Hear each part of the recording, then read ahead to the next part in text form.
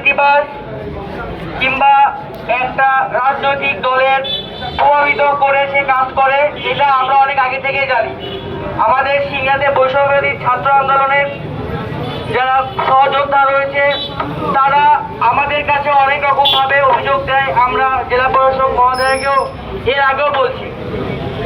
একটা ছোট্ট গোপন ঘটনা বলি।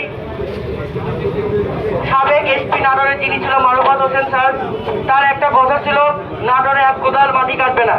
কিন্তু আমাদের এই সিংড়ার ইউনো আমার জেলা প্রশাসনের মহোদয়ের কাছে আসে এবং মাটি কাটার জন্য অনুমতি চায়। সে বলে যে আপনি এসপি মহোদয়কে বলে এই সিংড়ার পুকুর কাটার ব্যবস্থা করে দেন। তিনি এতটাই দুর্নীতিবাজ ছিল।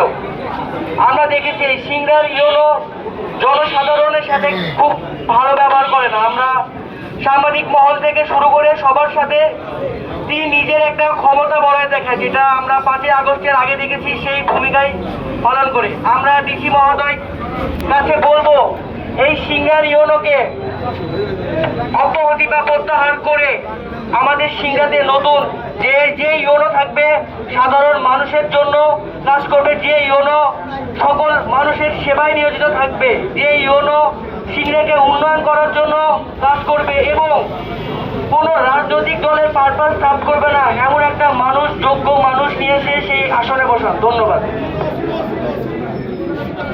ওসি বিষয়